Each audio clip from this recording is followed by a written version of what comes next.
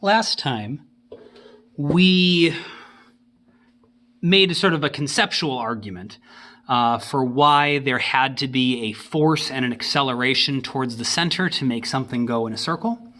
We would like to mathematically prove that that is true and also come up with an equation that we can use to actually calculate what that centripetal acceleration is and what that centripetal force is numerically.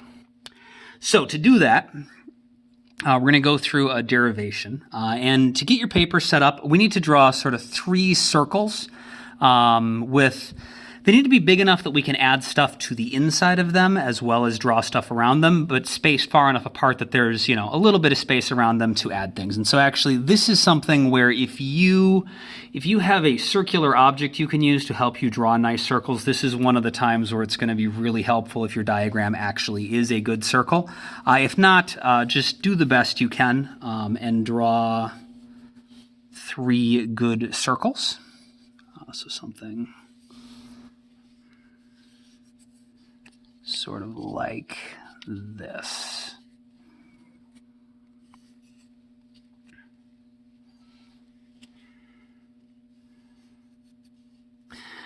So we are going to use these to visualize sort of what is happening as an object is moving around a circular path. And so our first one, we're going to imagine if the object starts at the top of the circular path and it moves around a quarter of the way. So it makes 1/4 of a revolution. And so one of the things that we should be able to describe about the motion of our object as it goes around a circle is its position. We should be able to describe where it is.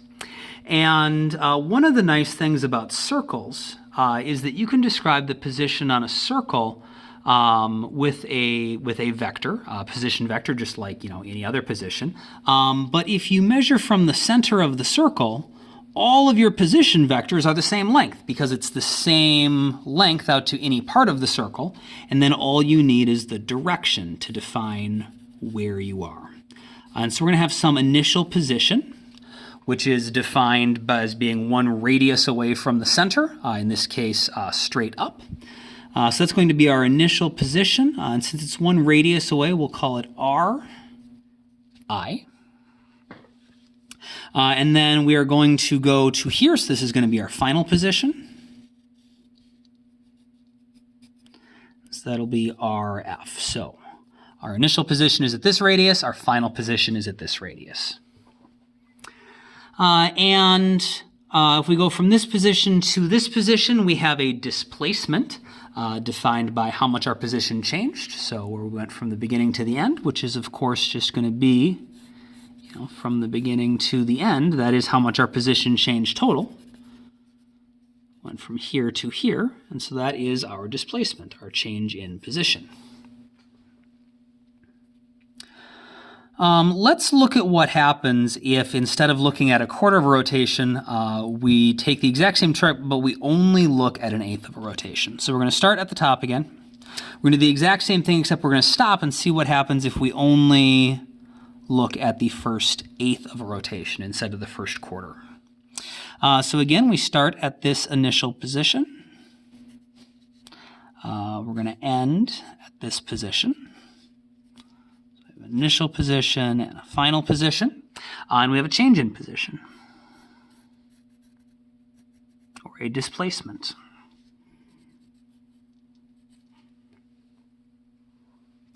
And then for the last one, we're going to look at the exact same trip again. So we start at the same initial position. But now we're not going to go very far at all. We're just going to go about that far, less than 1/8 of a rotation. And that's going to get us to this final position with this displacement.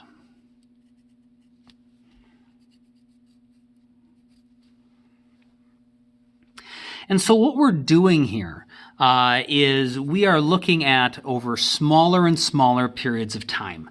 what is happening to our displacement. So this is the amount of time it takes to go a quarter of the way around the circle. This is the amount of time it takes to only go an eighth of a way around the circle. This is the amount of time it takes to only go whatever, like a 20th of the way around the circle, or whatever that is. And so we're looking at smaller and smaller periods of time, which means we are getting closer and closer to seeing what would happen in a single instant or a single moment in time, because that's the ultimate limit of this series, right? Seeing what's happening in a single instant.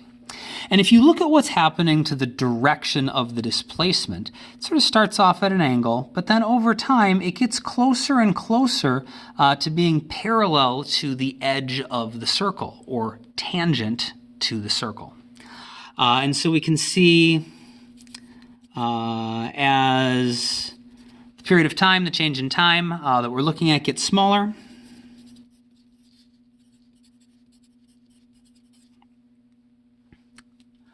the direction of our displacement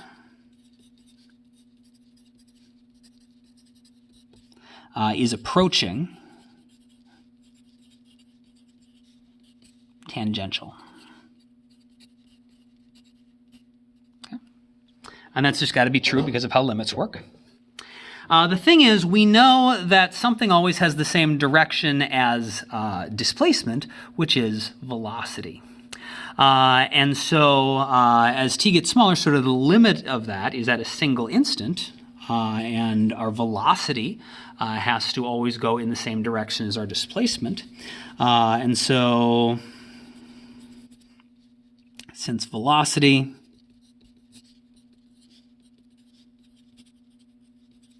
is in the same direction as our displacement, and we know that this limit that we're looking at, as delta t gets smaller and smaller and smaller, the direction is going to be tangential. That means if we looked at a single instant, or the smallest gap in time that we could, we would be getting as close to tangential as we possibly could. And so if our instantaneous displacement is tangential, that must mean that our instantaneous velocity is tangential. So since velocity is in the same direction as the displacement,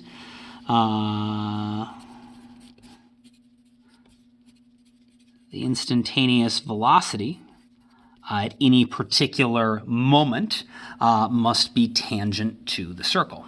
So the instantaneous velocity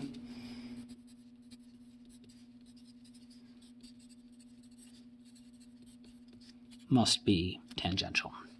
So that's one of the things that we just sort of like did a little hand waving before and said the velocity's got to be tangent to the circle, but here we can actually see, using geometry and using limits, we can see the velocity really has to be tangent to the circle.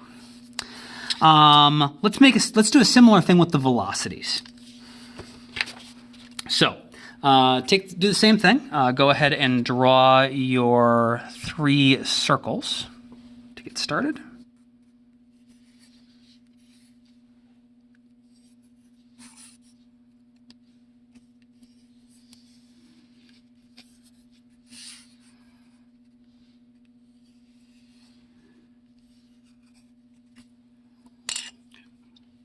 And we are going to look at the exact same 3 time intervals. So the first one is the amount of time to go a quarter of the way around the circle from here to here. I'm just going to put the dots on there, not the position arrows. The second one, remember, was the amount of time it took to make 1/8 of a rotation. And the last one was that small chunk. It was about, I don't know, mine was like a 20th.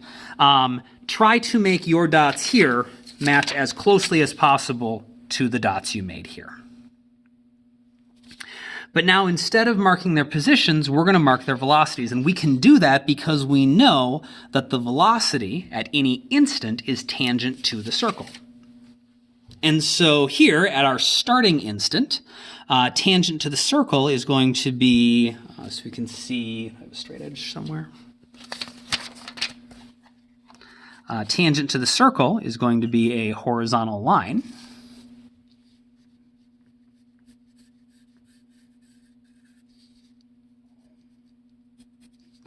And so our initial velocity is going to look like that. And we can do this, and they all start with the same, in the same spots. They all start with the same initial velocity, so we can mark all of those.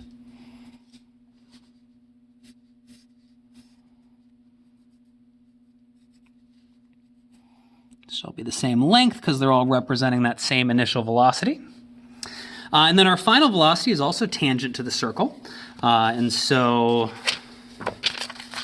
tangent to the circle right here is hopefully not too surprisingly straight down, right? Because at this point we're going around, now we're going like down. And we're in uniform circular motion, so we should be going the same speed. So the same length velocity arrow, but now our direction is down.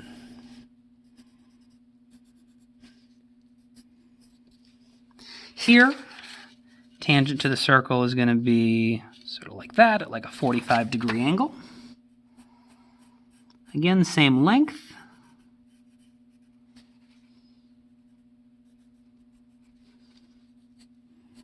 Just a new angle. And here, since we only got to here, tangent is going to look like that. And again, you want the initial and final velocities to be the same length because we have a constant speed. The only thing that's changing is our direction.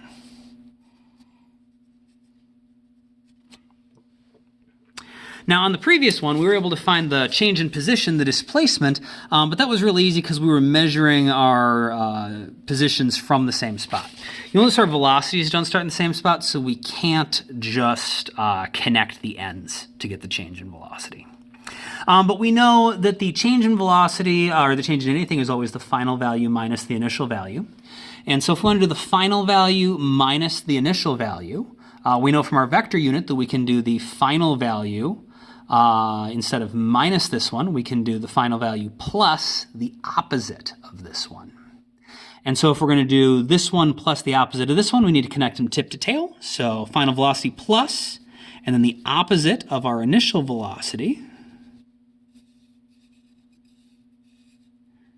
It's going to look like that. So that's the opposite of our initial velocity. And so the final velocity minus the initial velocity is going to give us our change in velocity. As we do the same thing over here, we got our final velocity minus our initial velocity. So you should be making isosceles triangles, right? Because VI and VF are the same length.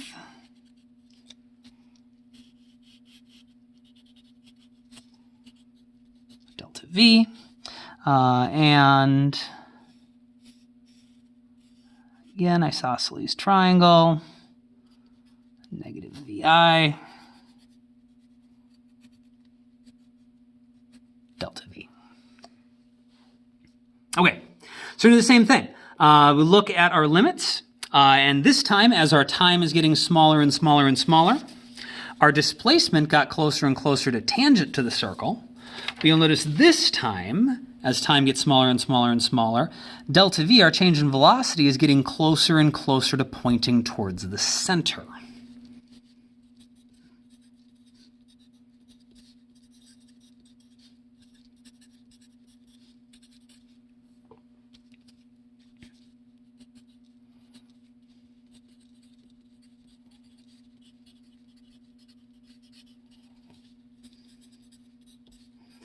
And of course, we have a name for something that points towards the center, the direction towards the center, which is centripetal. And we can make the exact same argument we made here. Since we know that velocity always has the same direction as the displacement, when the instantaneous displacement was tangent to the circle, that meant the instantaneous velocity had to be tangent to the circle. Well, here, acceleration always has the same direction as the change in velocity.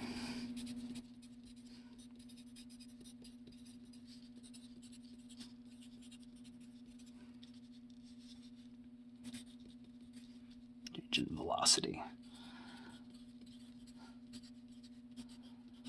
All right, so since acceleration has the same direction as delta V, and as we look closer and closer to a single instant, so an instantaneous change in velocity, would point towards the center, which means that the acceleration at any instant has to point towards the center.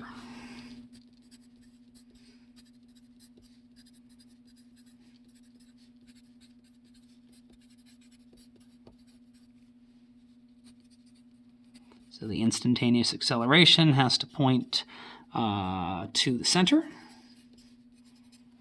And since something that points to the center is called centripetal, that's what we call centripetal acceleration. And so now we can prove mathematically that the acceleration actually has to be towards the center of the circle.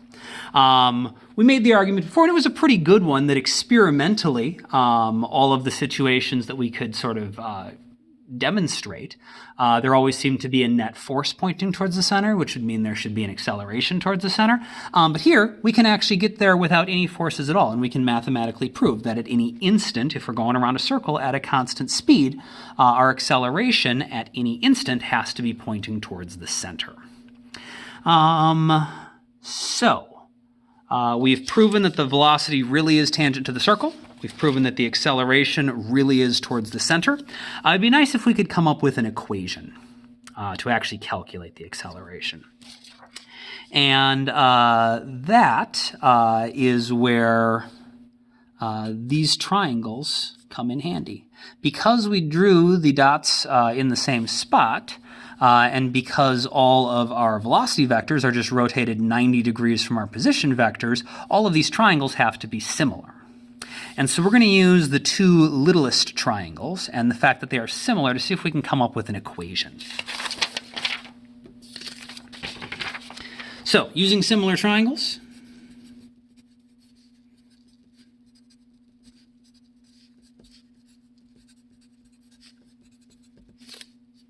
and our two similar triangles are the one that looked like this. I'm not going to put the arrows on it because we just care about the triangle part.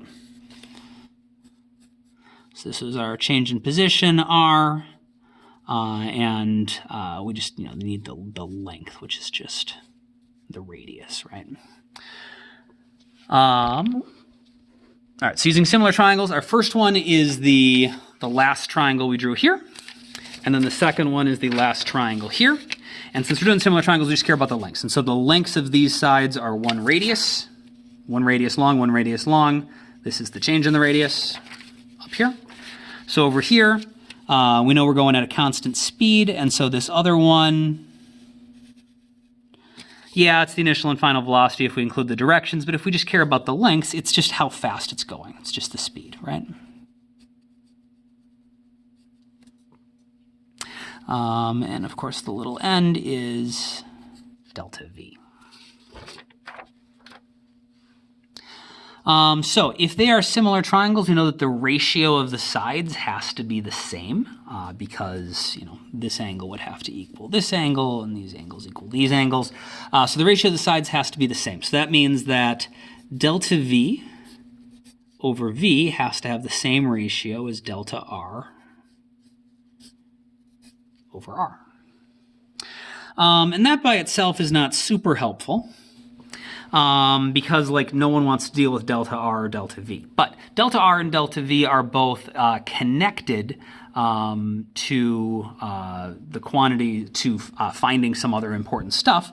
Delta R, the change in position. We know we use change in position to find velocity.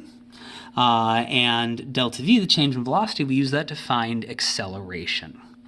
So if we divide the left side and the right side by delta t, we're going to get something a little bit more useful. Remember, we can do anything we want as long as we do it to both sides, and we don't divide by 0. All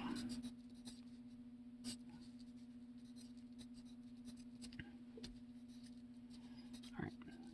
And we are looking, remember, at the limit as delta t gets smaller. So we're just seeing what happens as we get to smaller and smaller periods of time, so as we approach just a single moment or a single instant in time. So that's fine, we're not dividing by 0. And the change in position over the change in time is the average velocity. But if we look as we get closer and closer to this being a single instant, this is going to give us the instantaneous change in position over the instantaneous time, which is going to give us the instantaneous velocity. So delta R over delta t is V. So that part equals V. And same thing, change in velocity over change in time, that gives us acceleration. And so our equation now becomes the acceleration over the velocity is equal to, actually I should stop saying velocity. Since we just drew these triangles with just lengths, it's probably just the speed is maybe a little more accurate. So the acceleration, the magnitude of the acceleration over the speed equals the speed over the length of the radius. And we've sort of lost all of our directional information when we just started doing ratios. And so we can solve this for acceleration. And we get that the magnitude of the acceleration has to be equal to, so we put the v over here, we get v squared over r. And so we lost our directional information, but we know that the magnitude of the acceleration is equal to the speed squared divided by the radius of the circle. But we know the directional information. We already figured that out. We said that the acceleration has to point towards the center. And so we know that the acceleration has to be towards the center. The centripetal acceleration has to be equal to the speed squared. Remember, the speed's constant for uniform circular motion, divided by the radius of the circle. And if you're going in a circle, your radius should also be constant. And so that's got to be our equation for centripetal acceleration. We can check it quick just to make sure the units work out. So speed is meters per second squared divided by the radius. That's going to be in meters. So that's going to be meters squared per second squared divided by meters. Dividing by meters is the same as multiplying by the reciprocal. So meters squared over second squared times 1 over meters. Those cancel out. We get meters per second squared, which is what we would expect for an acceleration. So that seems reasonable. All right, so centripetal acceleration is equal to speed squared over the radius. We know that also that net force is equal to mass times acceleration, which is going to be equal to, in this case, the acceleration is our centripetal acceleration, so our mass times our centripetal acceleration. And since the acceleration has to always go in the same direction as our net force, if the acceleration is towards the center, the net force must be towards the center. And so this lines up with what we said before, that the centripetal force is just a special name for the net force. It's just saying that the net force has to be towards the center because the net force has to be in the same direction as the acceleration, and the acceleration has to be towards the center. So our net force is our centripetal force, which is equal to m times the centripetal acceleration. And so putting that all together, we can either get, the way that you calculate the centripetal force is you take the mass times the centripetal acceleration. Or if you don't have the centripetal acceleration, we have like the speed and the radius, so we can do v squared over r. So the mass times the centripetal acceleration, which is v squared divided by radius. So we've got an equation to calculate our centripetal acceleration, equation to calculate our centripetal force. And that is based on the mass, the speed, and the radius. If we want to know the velocity, that's fine. We just figure out where we are on the circle, and the direction of that it's going to be moving is always tangent to the circle. So we just take our speed and attach the appropriate direction, and now we're back to a velocity. The only question is, how do you actually measure the speed if that's not given? And so that'll be the one last equation that we need.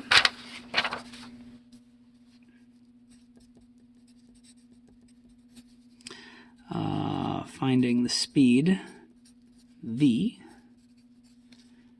for circular motion.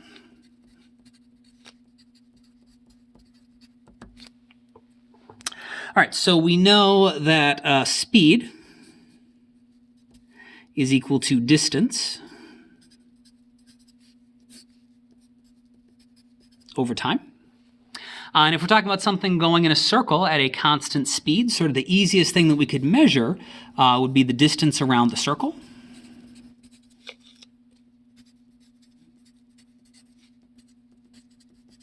Divided by the time it takes to go around the circle.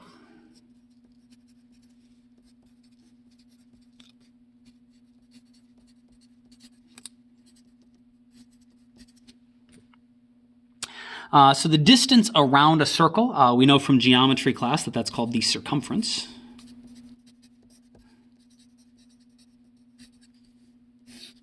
And the time to go around a circle, that is called the period.